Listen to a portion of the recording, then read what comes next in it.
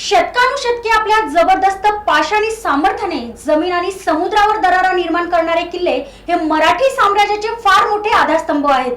महाराष्ट्राची ही भूमी जवळजवळ 350हून अधिक किल्ल्यांनी समृद्ध आहे। भारताच्या कोणत्याही प्रांताला एवढे दुर्ग वैभव लाभलेले नाही। एकेकाळी मराठी सैन्याचे संरक्षण असलेले हे किल्ले आपल्या इतिहासाची मुख साक्ष अभिमानाने देत आहेत।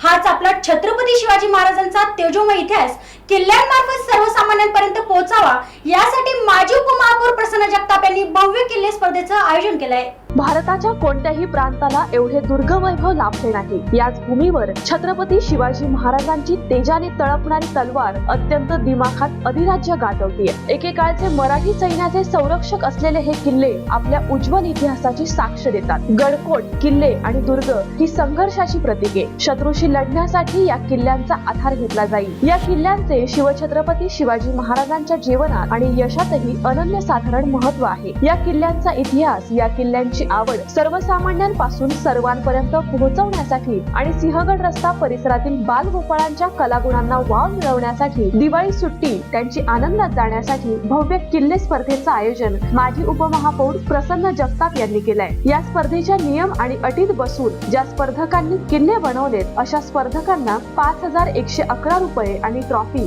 असं पारितोषिक देण्यात येणार आहे। सिंहगड परिसरामध्ये मी 18 वर्षापासून बालगोपाळांसाठी ह्या स्पर्धा भरवत असतो।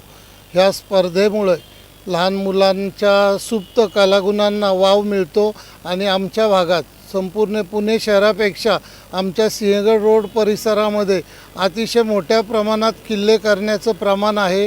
ह्या वर्षी जी माझ्याकडे नाव नोंदणी झालेली आहे ती साधारणतः 228 नाव नोंदणी झालेली आहे। जवळपास मी स्वतः 101 किल्ले पाहिलेले आहे। त्यातूनच निवडून आज आपण एका भागातून, एका विभागातून एक 7-8 किल्ले तुम्हालाही मी आज दाखवलेले आहे। या किल्ला परीक्षणातून त्यांना जे आम्ही पारितोषिक देतो ते सर्वांना चांगल्या पद्धतीचं पारितोषिक देतो। ज्यांनी सहभाग घेतला आहे अशाही व्यक्तींना मी चांगल्या पद्धतीचं पारितोषिक देतो। त्याचबरोबर नाताळ्याच्या सुट्टीत किंवा नाताळ्यानंतर जे स्पर्धक माझ्यामध्ये स्पर्धेमध्ये भाग घेतात त्या सर्व लहान मुलांना मी कोणत्या तरी एका किल्ल्यावर दरवर्षी घेऊन जात असतो। अशा पद्धतीने मी 17 ते 18 वर्षापासून हा किल्ल्याचा उपक्रम घेतल्यामुळे अनेक लहान मुलांना आणि मुलींनाही याच्यात उत्स्फूर्त भाग घ्यावासा असा वाटतो।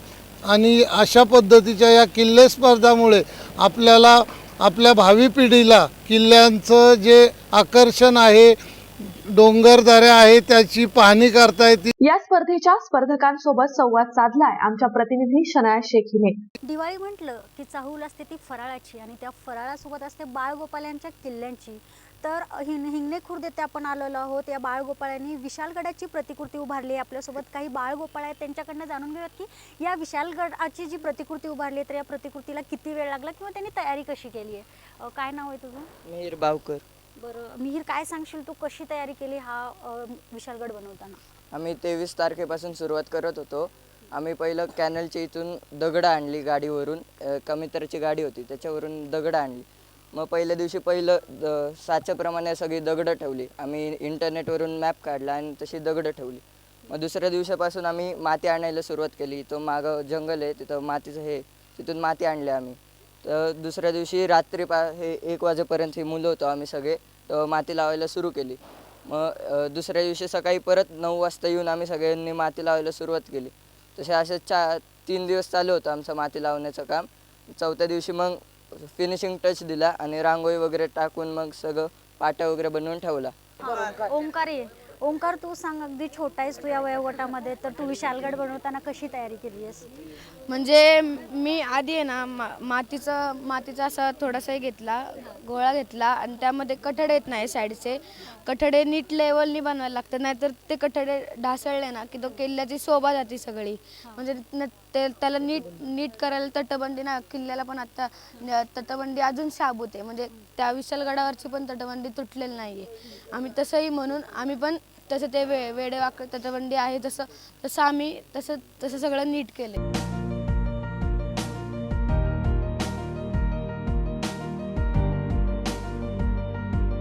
साई प्रतिष्ठान यांनी मोहीम खांदेरीची हा एक हलता देखावा सादर केला आहे. कारण किल्ले स्पर्धा घेण्यात आली आहे किंवा सुंदर असा किल्ल्याची जी प्रतिकृती उभारली ते आज आपण त्यांच्याकडनं जाणून घेणार आहोत की त्यांनी ही तयारी कशी केली किंवा हा किल्ला साकारताना त्यांना किती दिवस लागले, काय सांगशील तू?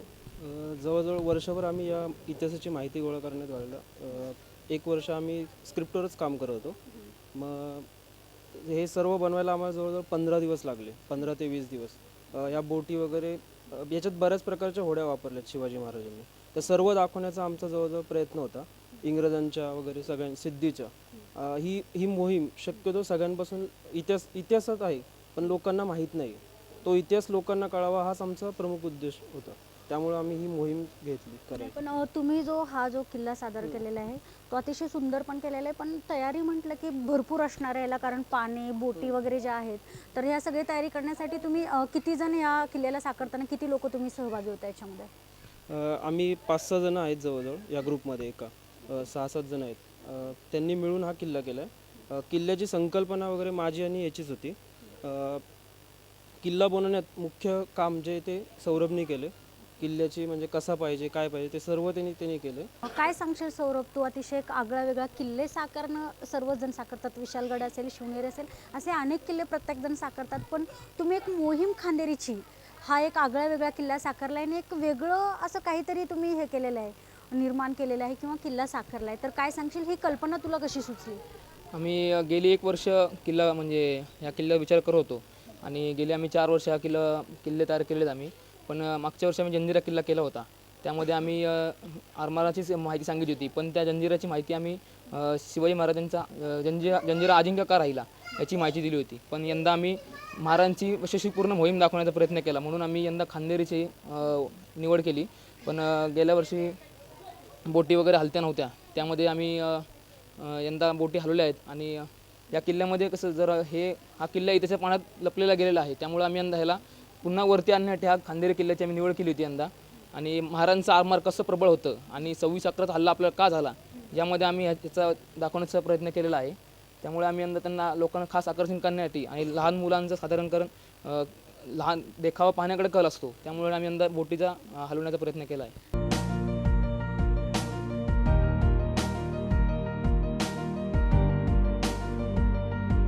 नॅशनल पार्क सोसायटीमध्ये आलेलो होता. यांनी या बाळगोपाळांनी पन्हाळा याची प्रतिकृती उभारली आहे. आपल्यासोबत बाळगोपाळ आहे, तिच्याकडनं जाणून घेऊयात की तिने कसा हा किल्ला बनवला किंवा किल्ला बनवताना तिला किती दिवस लागले, काय सांगशील? माझं नाव समृद्धी इंगमिरे. आम्हाला 25-30 दिवस लागले किल्ला बनवायला. आधी गणपती संपल्यानंतर आम्ही 15-20 दिवसांनंतर हे काम करण्यास सुरुवात केली.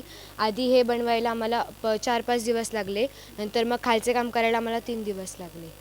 बरं, तुला पन्हाळ्याबद्दल काय माहिती?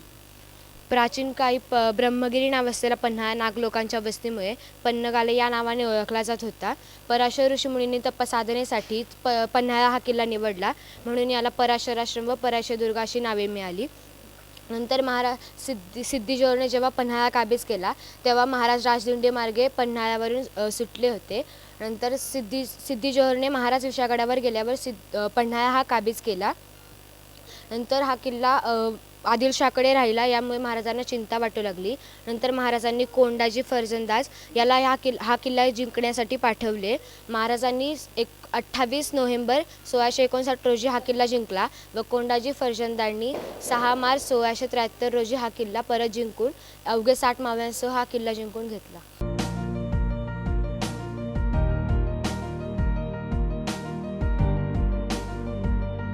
वडगावमधील हाय लाईफ सोसायटी या सोसायटीमधल्या बाळगोपाळांनी किल्ले सुधागड ही प्रतिकृती उभारली. त्यांच्याकडनं जाणून घेऊयात की त्यांनी ही किल्ले उभारताना किंवा या किल्ल्याची प्रतिकृती उभारताना त्यांना किती दिवस लागले किंवा कशी तयारी केली आणि किती बाळगोपाळांनी यामध्ये सहभाग घेतला होता, काय सांगशील? किल्ले हे आमचं ॲक्च्युली 4थं वर्ष आहे. तर किल्ले सुधागडची उभारणी करायला आम्हाला साधारणतः 7 ते 8 दिवस गेले. जसं तुम्ही बघितलं की ह्या किल्ल्याची उभारणी करताना 7 वयोगटापासून ते 22 वयोगटापर्यंत सगळ्या लोकांचा सहभाग होता. त्याचबरोबर सोसायटीतल्या काही मोठ्या माणसांनी आम्हाला किल्ल्याची इतिहास जाणून घेण्याबद्दल पण माहिती करून दिली. आता ह्याचा जो इतिहास असेल तो आम्ही तुम्हाला सांगू इच्छितो. या किल्ल्याची प्रतिकृती बनवल्याचे महत्त्व आणि भूगोलिक जागा मी सांगतो तुम्हाला. आता या किल्ल्यावरती सचिववाडा, 3 बुरुज आहेत, टाकं आहेत, त्यानंतर शेती आहे, कुस्तीचा वाडा आहे, त्यानंतर मंदिर आहेत, 3 ते 4 मंदिर वरती आहेत आणि 2-3 मंदिरं खालती पण आहेत. त्यानंतर या किल्ल्याच्या चारी बाजूला शेती आहे. त्यानंतर वरतीसुद्धा सचिववाड्याच्या एका बाजूला जंगल आहे बरंचसं. त्यानंतर या किल्ल्याचा जो इतिहास आहे तो तुम्हाला आता यश सांगेल. थोडक्यात इतिहास जाणून घ्यायचा म्हटलं तर ह्या गडाची बांधणी 12व्या शतकात झाली होती. त्यानंतर 14व्या शतकात बहामनी सत्तेत हा गड यायचा. महाराजांनी 1648 साली आदिलशहाकडनं हा गड काबीज केला. त्याचं नाव आधी भुराईगड किंवा भुरबगड असं होतं, कारण त्याच्यावर भुराई देवीचं मंदिर आहे. पण आख्यायिका अशी आहे की महाराजांनी त्याचं नामकरण करून सुधागड असं केलं. त्यानंतर महाराजांच्या निधनानंतर संभाजी महाराज सांभाळ करत होते. त्यांच्या निधनानंतर औरंगजेबाकडे हा गड गेला. पण पुन्हा 1694 साली आपले जे पंत सचिव होते शंकराजी नारायण, त्यांनी हा गड काबीज केला. जसं तो म्हटला की ह्याचं जे एक महत्त्व जे सगळ्यांना माहीत, फार कमी लोकांना माहिती, ते म्हणजे आत्ताची आपली राजधानी ती रायगड. पण महाराजांचा पहिला विचार होता की सुधागडला राजधानी करावं. पण त्याचं जे लोकेशन आहे ते सेंट्रल नसल्यामुळे, म्हणजे मध्यवर्ती नसल्यामुळे महाराजांनी रायगडला चुनाव दिला आणि रायगड आपली राजधानी झाली. आता जर तुम्ही बघताय की हा किल्ला करण्याचं मुख्य उद्दिष्ट म्हणजे लोकांनी एकत्र यावं, लहान मुलांनी पण सहभाग घ्यावा. जसं तुम्ही बघताय की आम्ही पूर्णतः किल्ला आर्टिफिशियल वस्तू न वापरता केला आहे. हाळे उगवलं आहे, दगड, माती, पोतं हे सगळं वापरून केलेलं आहे.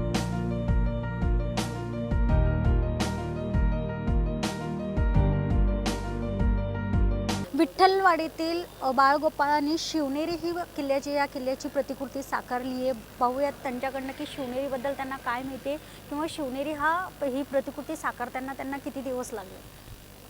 आम्हाला किल्ले शिवनेरी जी प्रतिकृती आम्ही साकारलेली आहे, जवळपास 25 बाय 25 अशी मुख्य अशी वास्तू केलेली आहे. जवळपास 3.5 ते 4 फूट उंचीची ही प्रतिकृती आम्ही साकारलेली आहे. माती, प्लास्टर ऑफ पॅरिस, पाणी वगैरे यांचा योग्य प्रकारे वापर करून ही प्रतिकृती साकारलेली आहे. किल्ले शिवनेरी हे बांधण्याचं आमचं जवळपास किल्ले बांधण्याचं आमचं हे 12वं वर्ष आहे. हा जो मुख्य जो किल्ला आहे मेन, हा सातवाहनांच्या काळापासून आहे. अनेक राजघराणे, अनेक राजवटी ह्या किल्ल्याने भोगलेल्या आहेत. चालुक्य, राष्ट्रकूट, शिवछत्रपती आणि त्यानंतरच्याही पिढ्यांनी ह्या किल्ले शिवनेरीचं या ठिकाणी वास्तव्य घेतलेलं आहे. एकंदरीतच आपण पाहिलं की लहान मुलांच्या सुप्त गुणांना व्यक्त होण्यासाठी माजी उपमहापौर प्रसन्न जगताप यांनी ही लहान बाळगोपाळांसाठी किल्ल्याची स्पर्धा ठेवली. या किल्ल्याची स्पर्धा ठेवल्यानंतर मोठ्या प्रमाणात बाळगोपाळांचा तेवढाच प्रतिसाद जाणवला आहे. अतिशय अपरिचित किंवा लोकांना माहिती नसलेले किल्लेसुद्धा बाळगोपाळांनी साकारलेले 3-4 दिवस असतील, कोणाची 20 दिवस तयारी असेल. विविध तयारी करून बाळगोपाळांनी सुंदर अशा किल्ल्यांची प्रतिकृती उभारली आहे. आणि एक चांगला इतिहास घडवण्यासाठी एक प्रेरणा आणि इतिहास प्रेरणेसोबत एक सुंदर अशी महाराजांची जी किल्ल्यांची जी प्रतिकृती आहे ती प्रत्येक बाळगोपाळांनी साकारण्याचा प्रयत्न केलेला आहे. यांना वाव दिलाय तो माजी उपमहापौर प्रसन्न जगताप यांनी. व्हिडिओ जर्नलिस्ट सज्जाद सय्यदसह मी शनाया, पुणे प्लस.